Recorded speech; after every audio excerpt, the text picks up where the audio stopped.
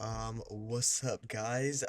This is my second channel, and right now I am currently recording a video, but I was kind of bored and I'm gonna be needing to clear out a lot of space, so I decided this is probably a good time to read some Reddit stories, and today I'll be reading some creepypasta stories. Let's get right on with it. A few years ago, my brother would get a call on his cell phone around 2 to 3 a.m. every night. He would answer and it was this hellish sounding noise, like static mixed with screams. He changed his cell number after a month of this and it stopped. Then, after a week or so, it began again. The exact same noise, exact same time. Finally, one day, he decided to back dial the call. It was an old man that had no clue what he was talking about. Still, the calls persisted. If he didn't answer, it would call a few times more. No messages were left. He decided to say screw it, ended his contract with his phone company, switched to a new one, and then got another new number. You guessed it, the screaming static calls continued after a short delay. By this time he was terrified every night, unsure why this was happening. He back dialed the number again and got a different person. Around this time, he lost his job and his phone. The calls stopped, of course. His phone was disconnected now. So one day my mom asked me to listen to this weird message she got on her home phone. It was a static screaming. We showed my brother and he was freaking out. He back dialed the number again, and it said the number was disconnected this time. Never heard from it after that. What a story. That must have been pretty traumatic.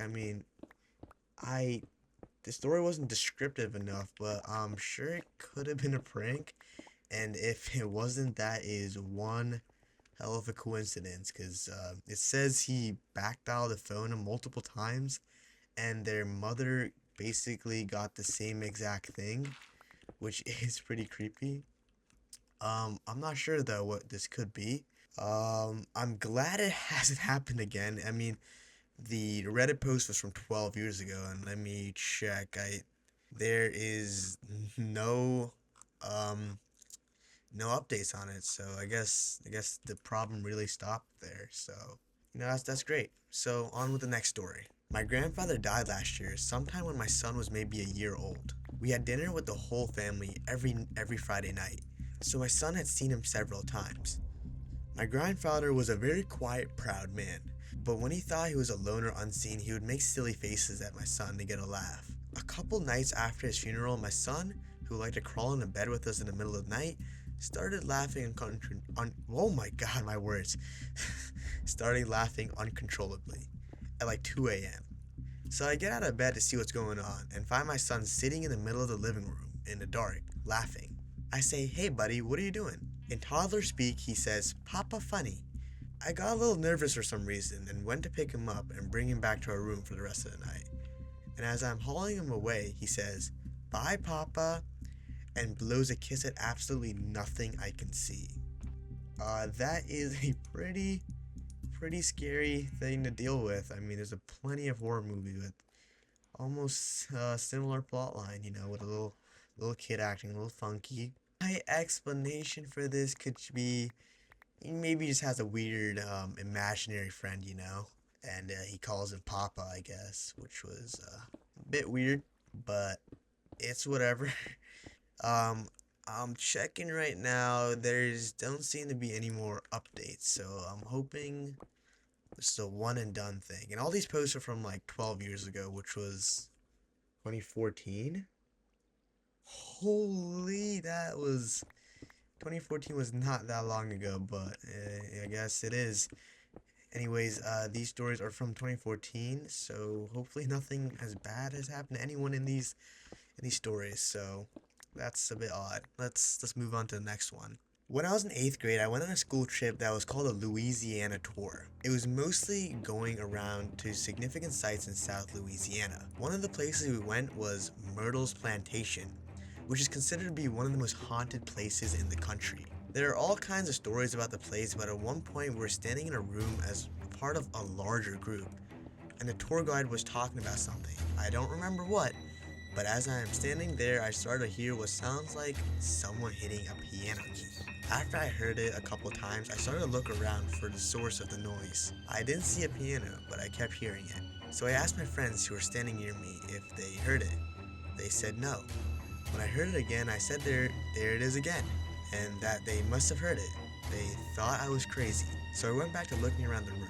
Everyone's eyes were on the tour guide except for one woman. She caught my eye and pointed at me, and then at her ear with a questioning look. I realized she was asking if I heard it too, and I nodded. At this point, the tour guide starts telling a story about a soldier who had died there and that he played the piano, and multiple guests had reported hearing him playing in the night. I honestly don't know what to think. I guess I still don't. I talked to the woman as we were leaving the room, and she heard the exact same thing as me, but her husband and son had not heard it. That's a very interesting story. That is actually pretty creepy, and I'd never actually heard of this place. I have been to Louisiana, but I don't really remember going there for anything specific. I was just in the area, I guess. I'm not from Louisiana or anything, but uh, just chilling around. But yeah, that seems like a pretty scary thing to deal with. I'm glad she's all right now. There doesn't seem to be any updates on this story, so I'm guessing she's doing all right, which is a good thing to hear. As for what I think could have happened, I mean, I've heard of stories in like battlefield areas where people could hear like the soldiers or like the guns being shot. It could all just be like your mind playing what it thinks could have happened. Like, I don't know if you guys have ever dealt with this before, but like when you're like watching a movie and like there's like a muted scene and like your brain just fills it like with what you're supposed to be hearing. Maybe that's what's happening. I'm not entirely sure though. It seems to me that she has no idea what like the museum was since the tour guide didn't explain the premise. So there's absolutely there's absolutely no way she could have known. But yeah, on to the next, I guess. When I was growing up, one of my best friends told me about a very creepy situation. His younger brother and a man in the window. When my friend and his little brother were younger, they shared a bedroom. They're some years apart, but his younger brother was born with a multitude of different health issues, including, I hope I'm not butchering this, but like seculosis, I don't know. And he's confined to a wheelchair and cannot care for himself. God, I'm kidding. I'm telling a story here. So to keep an eye on him overnight when his parents couldn't, they shared a bedroom. One night, my friend randomly woke up for no particular reason and happened to glance over at his younger brother, but noticed something very startling. A strange silhouette of a man wearing a top hat looking in through the window behind his younger brother's crib. The first thing my friend did was jump and turn the lights on, and then ran into his parents' room to tell them what he saw. When his parents came back in their room to investigate, his younger brother was having a seizure in his crib. Few of his family members say it was his younger brother's guardian angel standing in the window that night, but my friend believes it was death. It's all still pretty unsettling to me. Wow, that is definitely probably the scariest story I've heard so far. Okay, I gotta take this in for a second because there was a man looking in. Oh god, this story is definitely one of the scariest I've read so far. So basically, his brother has this disease and they have to stay together since his parents can't like watch him 24/7. So they share a room. I used to share a room with my brother, but yeah, not anymore. We kind of grew out of it. But uh, essentially, that's what had happened. It seems that right when like they're having a sleepover with their friend, it seems, and then like he saw a silhouette, went to his parents' room. Parents came in, and then the little brother started having a seizure.